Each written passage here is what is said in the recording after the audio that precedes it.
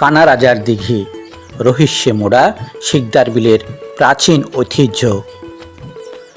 কক্সবাজার জেলার উখিয়া উপজেলার শিকদার বিল গ্রামের ভূঁইয়াপাড়ায় নীরবে শুয়ে আছে এক প্রাচীন দিঘি।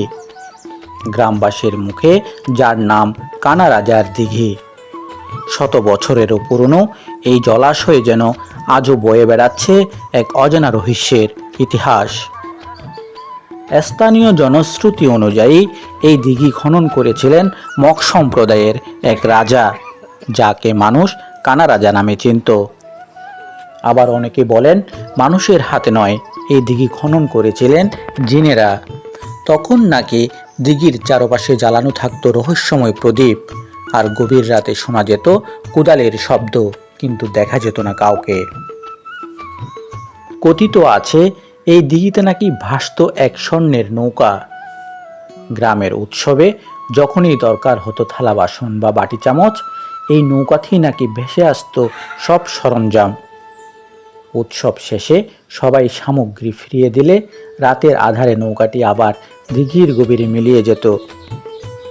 তবে একদিন কেউ নাকি ফেরত না দিয়ে কিছু সামগ্রী রেখে দেয়, আর সেই থেকেই নৌকাটি আর কখনো দেখা যায়নি। যেই পাড়ে নৌকাটি মিলিয়ে গিয়েছিল আজও সেই পাড় বাধাই যাচ্ছে না। গ্রামের মানুষ আজও বলে ওই পাড়টাই শিকদার বিলের কলঙ্ক। এক সময় এই দিঘিতে বহু মানুষ হারিয়ে গিয়েছে বলে শোনা যায়। কেউ কেউ অতলে তলিয়ে গেছেন, কারো দেহ ভেসে উঠেছে, আবার কেউ চিরতরে হারিয়ে গেছে রহস্যের অন্ধকারে। তবু দিঘিটি ছিল গ্রামের প্রাণ। বৃষ্টি শেষে শিশুরা এখানে গোসল করত, চাষিরা পানি নিত, আর সন্ধ্যায় দিঘির পাড়ে বসে জ্বলত গল্পের আসর। বর্তমানে ঐতিহাসিক দিঘিটি নতুন করে জেগে উঠেছে। সরকারি প্রকল্পে পুনঃখনন চলছে। উদ্দেশ্য একটি আধুনিক মৎস্য প্রকল্প গড়ে তোলা। দিঘির চারপাশে গড়ে উঠেছে নতুন পাড়, সবুজ ঘাসে মোড়া। আশেপাশের ঢালু জমিতে এখন বসে বিশ্রাম নেয় গ্রামের মানুষ। পুরনো গল্পের এই রহস্যময় দিঘি এখন হয়ে উঠেছে নতুন সম্ভাবনার কেন্দ্র। কানা রাজার দিঘি আজও নিঃশব্দ বয়ে চলেছে ইতিহাসের ঢেউ।